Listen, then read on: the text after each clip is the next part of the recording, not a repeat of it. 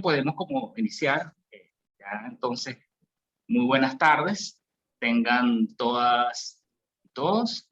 Sean bienvenidos a este segundo episodio de las conversaciones de Derecho Internacional con el profesor Simón Gómez Guaymara, un espacio abierto para la promoción del diálogo entre autores venezolanos sobre derecho internacional, a fin de promover y dar a conocer su creación intelectual reciente. Esta tarde estoy enormemente complacido de recibir a un joven portentoso y queridísimo amigo, quien es Luis Felipe Llanes. Luis Felipe es abogado, egresado de la Universidad Metropolitana, Caracas. Cuenta con estudios de maestría en Derecho Internacional de los Derechos Humanos de la Universidad de Essex y actualmente se encuentra concluyendo sus estudios doctorales en esa misma universidad. Cuenta con una vasta trayectoria profesional en el área del derecho internacional de los derechos humanos, siendo oficial de la Comisión Interamericana de Derechos Humanos y actualmente se desempeña también como oficial de la Autoridad Nacional de Derechos Humanos en Escocia. Luis Felipe estará compartiendo en este intercambio, esta conversación con nosotros de un interesantísimo tema que de algún modo gira también sobre su disertación doctoral, sobre su investigación reciente, que es relativo al régimen de las inversiones extranjeras y sus puntos de encuentro, puntos también de inflexión, de alguna manera la vinculación en general con el derecho internacional de los derechos humanos. Este ha sido un tema que ha cubierto numerosas páginas en la literatura reciente del derecho internacional de derechos humanos, pero también desde la óptica del derecho internacional económico. Sigue siendo un tema de enorme relevancia para el sur global y en particular para la coyuntura latinoamericana. Estoy enormemente complacido de tenerte, Luis Felipe, de que hubieras aceptado la invitación para este segundo episodio de las conversaciones. Como sabes, bueno, este encuentro quedará hospedado en YouTube para futuras referencias y para luego, bueno, tener acá el contacto de un primer encuentro, una primera conversación mutua, que espero sea la primera de otras en el futuro. Nuevamente, muchísimas gracias, Luispe. Pues en la dinámica de las conversaciones, lo que hacemos es escuchar a la persona invitada que nos cuente un poco sobre estas reflexiones, sobre estos elementos de su creación reciente, y luego entonces entramos en una conversación entre las personas asistentes y yo también sumaré un poco en esa manifestación de inquietudes, intercambios recíprocos. Nuevamente, muchísimas gracias y bueno, es completamente tuyo el aforo. Muchas gracias, Simon, y gracias a los que están presentes. Un saludo especial a Andreina, que tengo muchísimos años sin verla y sin saber de ella, así que es súper lindo saber que está aquí con nosotros hoy. Por favor, interrúmpeme en cualquier momento. Mientras esté hablando, lo mismo si cualquier persona tiene alguna pregunta, simplemente lanzarla en el chat, para tener un poco un diálogo un poco más informal. Sobre todo, digo eso sobre todo porque el tema en el que voy a abordar se presta para muchísimas tangentes, y muchísimos puntos o preguntas que no van a estar necesariamente, o no voy a necesariamente abarcar o responder, eh, porque sería prácticamente imposible, ¿no? Digamos, de hecho, hay varios cursos que existen en algunas universidades que se dedican solamente a explorar lo que es la relación entre el derecho de inversión y el derecho internacional de los derechos humanos. Dicho eso,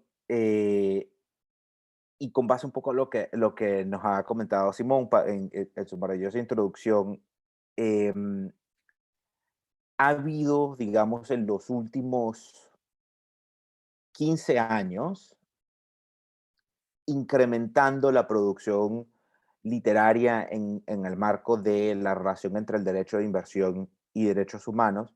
Y esa producción literaria también se ha dado a que ha habido un incremento sobre la preocupación que existe entre estos dos marcos normativos del derecho internacional público y su interacción. Digamos, hace 20 años había una discusión teórica que podía no necesariamente verse en la práctica, podría haber consideraciones en respecto de, bueno, en qué marco estas dos áreas del derecho internacional público interactúan o en qué ámbito es necesario realmente que haya una correlación, y producto de una serie de decisiones o pues sí, diversas decisiones en tribunales de inversión, esa preocupación ha ido incrementando. La mayoría de esas decisiones han sido en América Latina y en África. Aunque en los últimos 5, bueno, 4 años ha habido una serie de relaciones que también son bastante preocupantes, decisiones que son bastante preocupantes en relaciones a algunos países europeos, particularmente en materia de energía y energía renovable, ¿no? Principalmente en España e Italia. Ahora, solamente un poco para reflexionar algo desde ese marco teórico. Ha habido una, ha habido, yo clasificaría, y alguna de las cosas que he estado escribiendo, yo clasificaría que ha habido, de cierta forma, tres diferentes tendencias de cómo interpretar, o tres diferentes puntos de vista de cómo se relaciona el derecho de inversión y el derecho internacional de derechos humanos, ¿no? Hay una primera teoría, digamos, o propuesta teórica, eh, desde una perspectiva de la fragmentación del derecho internacional público, pero la fragmentación desde una perspectiva positiva, digamos, ¿no? En donde son regímenes diferentes, con jurisdicción y derecho aplicable diferentes, que no deben interactuar, que un tribunal de inversión, por ejemplo, no puede bajo ninguna circunstancia interpretar o mirar al derecho internacional de los derechos humanos como parte de su marco normativo para tomar una decisión, y no debe, y es incorrecto, ¿no? Los tribunales de inversión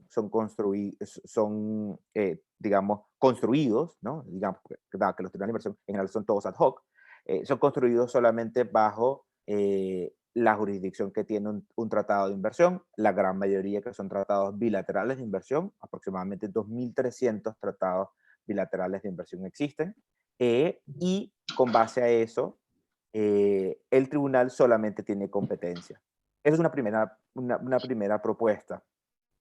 Una segunda propuesta que empieza a llamar a que hay una necesidad de tomar en cuenta que hay una correlación, y esa correlación en ciertos grados es de jerarquía. Y, por ejemplo, ha habido como punto de vista el relator especial de Naciones Unidas para Pobreza Extrema, y que con el relator especial para el derecho a la salud, entre diferentes, diciendo, forma en la composición que el derecho que primero responde a derechos humanos sobre otras obligaciones, ¿no? Y que tribunales de derechos humanos deben siempre mirar a obligaciones de derechos humanos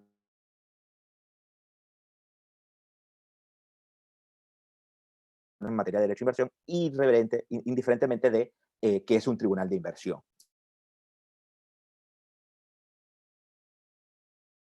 ¿no? Hay ahí, no voy a entrar en detalle, pero claro, hay algunas, la naturaleza horizontal del derecho internacional público, y la diferencia un poco en clasificar a todos derechos humanos, no necesariamente como principios ius cogens o principios erga omnes. En ese sentido, no obligatoriamente todo el marco normativo de derechos humanos puede verse como una jerarquía supranacional sobre otras obligaciones. Sobre lleva a que es una obligación de la inversión, de académicos y sus obligaciones, con más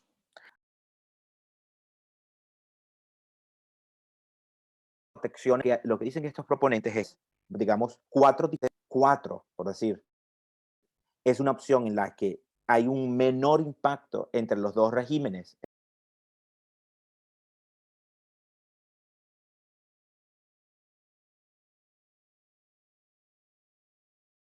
De algunos países como Sudáfrica, que han denunciado todas sus tratados muchas veces y puede estar excesivamente politizado. El CIADI, política, y había mucha preocupación de que esto era una... Parte de mi propia reflexión es que no necesariamente es que muchos tener que denunciar tratados de inversión.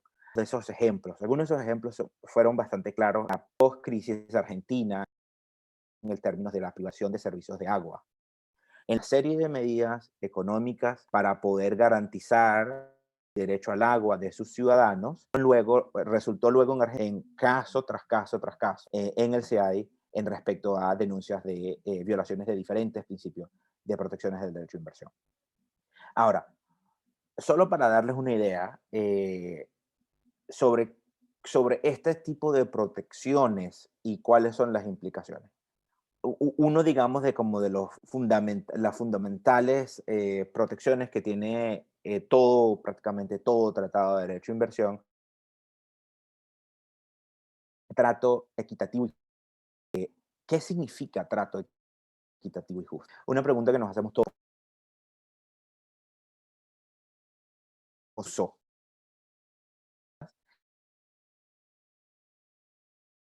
Como son todos contradicciones,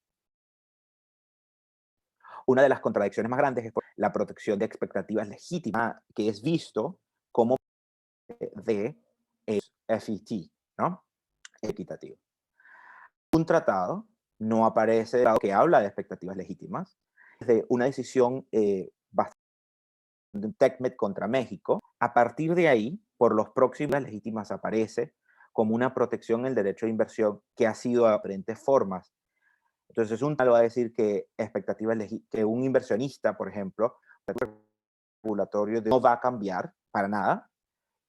Otro tribunal puede decir que no, y puede decir que de hecho, como el espíritu del tratado de inversión es promover un ambiente que, económico, efectivo para inversiones, cuando el Estado toma cualquier medida que de cierta forma compromete ese ambiente económico de inversión, eso también puede ser una violación a la expectativa legítima. Por lo tanto, es una violación al trato justo y equitativo, y por ende es una violación al tratado y requiere compensación. O sea, esto lleva a una múltiples escenarios de interpretación que son inmensos, ¿no? Ahora, por qué esto es importante? Es importante porque en la protección de derechos fundamentales, de tomar cualquier medida, tanto de carácter legislativo, regulatorio, administrativo, en el efectivamente intentar de proteger los derechos fundamentales de un grupo, un colectivo o la generalidad del país, con el miedo de que esto pueda llevar a una demanda. Y han habido demandas. En un resultado positivo, pero que le costó a Uruguay millones y millones en términos de litigación, Uruguay implementó la Convención de Control de Tabaco de la OMS, y eso llevó a una serie de cigarrillos, el tipo de empaquetamiento que un cigarrillo puede tener, es lo que normalmente llama en inglés plain packaging, que significa que no puede tener ningún tipo de publicidad, es simplemente un cartón que dice cuál es la marca, eso es todo. Y eso llevó a una demanda multimillonaria en el CIADI de Philip Morris contra Uruguay. Ahora, eso ha sido uno de los casos positivos en términos que contaba con grandes mentes, inclusive con James Crawford dentro del país. El marco normativo de derecho se podía tomar estas medidas y la obligación que tiene el Estado voluntad pública de sus ciudadanos tiene que entenderse. En casos no han sido ese el resultado. Un caso positivo para que vean el sentido del... Ahora, puedo entrar más en detalle entre algunas cosas, pero voy a decir un último comentario y luego voy a dejar que tanto Simón como el público simplemente empiecen a interrogar algunos de estos puntos como para que comiencen la conversación. Y es que, pues, de las cuales yo he formado parte en el Essex Business and Human Sex, mis colegas Anil Yilmaz y Tara Van Ho y yo escribimos para Naciones Unidas una serie de cláusulas que serían esenciales para que un tratado pueda realmente cumplir para que un Estado realmente pueda cumplir con las obligaciones de derechos humanos. Y tiene una serie de medidas específicas sobre lo que eso, de cierta forma, lo que de cierta forma eso sería, ¿no? No obstante, digo eso con la condición, digamos, de que yo he sido y públicamente he argumentado de que sí existen métodos efectivos de integrar derechos humanos y derechos de inversión, a pesar de los problemas que representan. Y el gran problema ha sido tanto el interpretador, la comunidad de abogados detrás de los interpretadores y, y una parte importante aquí, también en el marco de estas comunidades epistemológicas del mismo cuerpo de abogados, también quien crea y promueve digamos, la creación de tratados de inversión. Digo este último punto porque el Banco Mundial ha, en varias ocasiones, realizado estudios para tratar de demostrar que un efectivo régimen de derecho internacional de inversiones o la mera existencia de tratados de inversión en un país lleva ipso facto a tener mayor inversión. Y la realidad es que el Banco Mundial ha dicho ella misma que no hay evidencia para nada empírica de que es así. De que realmente la existencia de tratados de inversión lleven a eso. Y eso, claro, eso lleva a la pregunta de, tal vez Sudáfrica tiene la razón, tal vez algunos países latinoamericanos denunciando algunos de los tratados tienen razón, si realmente no hay una correlación, por un lado, entre tratado de inversión e inversión, y al mismo tiempo la existencia de estos problemas en términos de